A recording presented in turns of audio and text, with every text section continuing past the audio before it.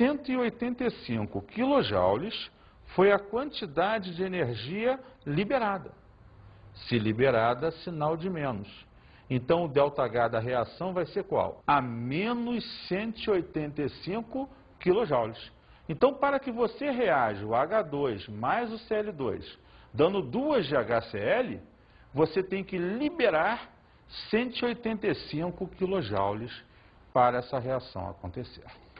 A tabela a seguir mostra alguns valores de energia de ligação das substâncias em quilojoule por mol.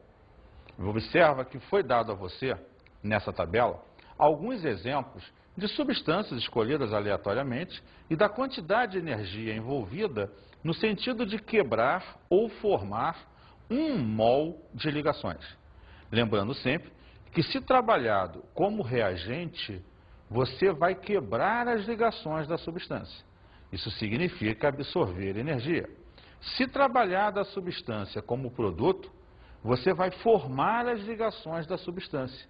Então, vai ser um processo exo e vai liberar energia. Então, você perceba sempre quando a substância da tabela estiver sendo usada como reagente ou como produto. Sendo assim, a gente passa agora ao segundo método de cálculo da entalpia, usando a energia de formação, ou ΔH de formação. Observa que nesse método você vai perceber a quantidade de calor necessária para formar cada substância.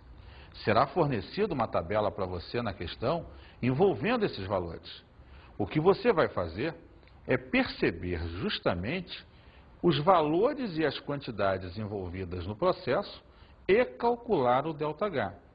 Como é uma variação, lembra sempre que variação é a energia final menos a inicial, ou energia dos produtos menos a dos reagentes. Sendo assim, o cálculo do ΔH nesse método é feito da seguinte maneira.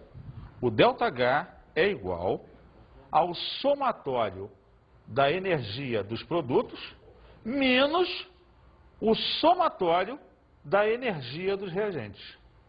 Então, observa que você vai pegar todos os produtos formados, calcular o quanto se gasta de energia para eles, menos pegar todos os seus reagentes e ver o que se gasta de energia para formá-los. Um menos o outro, final menos inicial, será então o seu ΔH. Vamos ver um exemplo. Determinação do ΔH de uma reação, conhecendo-se as entalpias de formação das substâncias participantes. A hidrogenação total do acetileno ou etino produz etano. Essa reação pode ser representada por C2H2, é o etino ou acetileno, mais 2 de hidrogênio, gerando o etano, o C2H6. O que eu quero saber é qual é o ΔH dessa reação. Para isso, então, eu devo determinar qual o ΔH do processo. Continuando aqui. A entalpia do C2H2 é 227 kJ por mol. A entalpia do H2 é zero. Lembre-se que a entalpia de formação de uma substância simples no seu estado mais estável é sempre igual a zero, pois a natureza não gasta energia na sua produção. Esse é um processo espontâneo. E a entalpia de formação do etano, do C2H6, é menos 84,5 kJ por mol. Dadas as entalpias de formação das substâncias envolvidas no processo, você pode então determinar a entalpia da reação. Vem comigo. 1 mol de etino, C2H2, vai gastar mais 227. 2 mols de hidrogênio, 2 vezes 0. E formou 1 mol de etano, menos 84,5.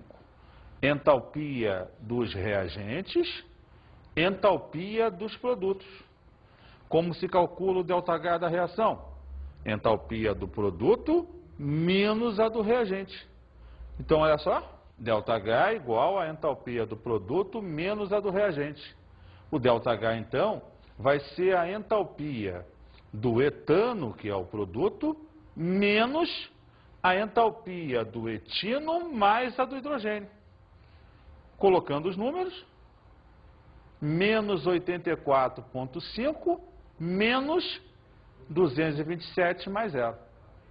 O ΔH, então, menos 84,5 menos mais 227, daria, então, menos 311,5 kJ.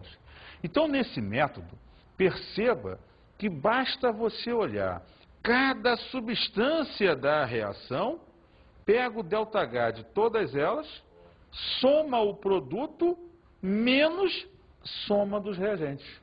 E com isso você determinou a entalpia da reação química que você quiser.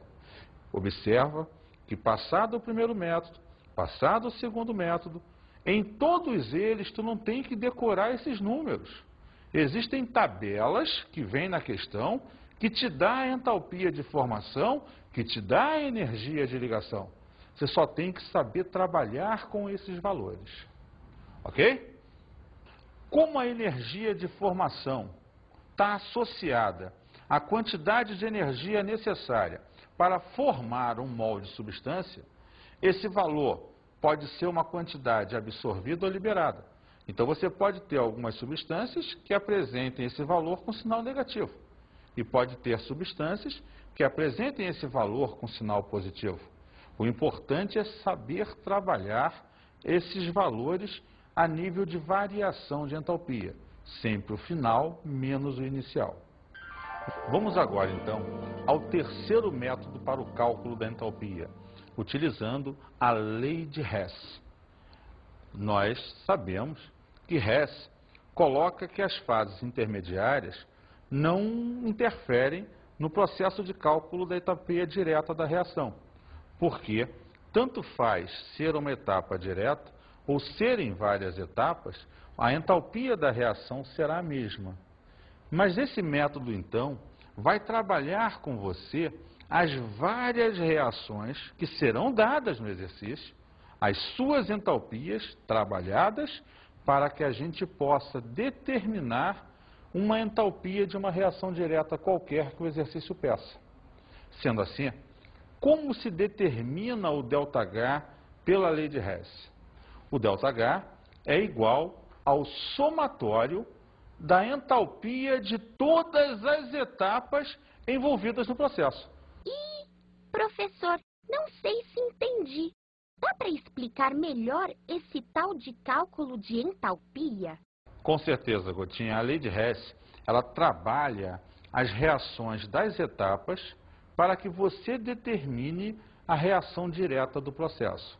Para ficar mais claro ainda na tua cabeça, vamos olhar o exemplo a seguir. O elemento químico tungstênio, de símbolo W, é muito utilizado em filamentos de lâmpadas incandescentes comuns. Veja só, é bom lembrar, essas lâmpadas que você tem na sua residência, normalmente de atarrachá, aquelas lâmpadas incandescentes, luz normalmente amarela, ela é o quê? É uma resistência por onde a energia elétrica passa, a dificuldade em passar aquece o filamento, encandece e acende, iluminando o ambiente. Aquele filamentozinho é feito de um material chamado tungstênio, um elemento químico. É também interessante a outra aplicação do tungstênio, as canetas esferográficas, seja de qualquer marca, pega a pontinha dela, aquela bolinha na ponta da caneta é feita de tungstênio.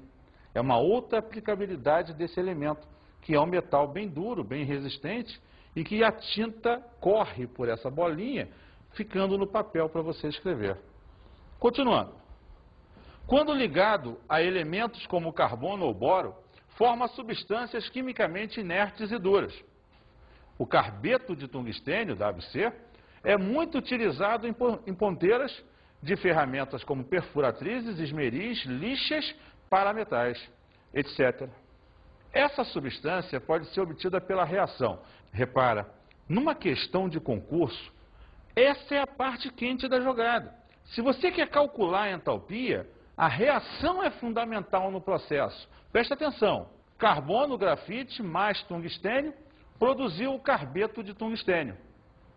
A partir das reações a seguir, calcule a entalpia de formação para o WC. Veja só, ele quer a entalpia dessa reação que ele deu. Ele vai te dar, então, etapas para que você possa trabalhar e, através das etapas, chegar ao cálculo desse ΔH. Vamos ver as etapas do processo dados. Tungstênio mais oxigênio forma o óxido de tungstênio. A entalpia dessa reação, dessa etapa, é menos 840 kJ por mol. O grafite mais o oxigênio forma o CO2.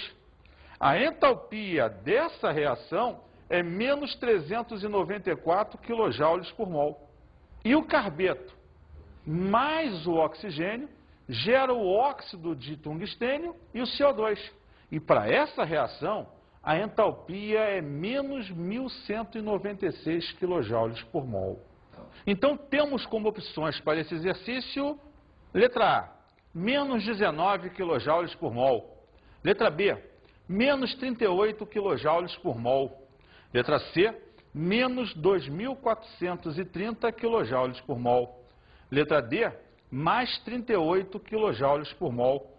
Letra E, mais 2.430 kJ por mol. Sendo assim, temos que perceber os pontos necessários de se observar ao longo dos dados fornecidos. A primeira reação, para sabermos aonde queremos cada substância do processo. E trabalhar as reações nos dados de forma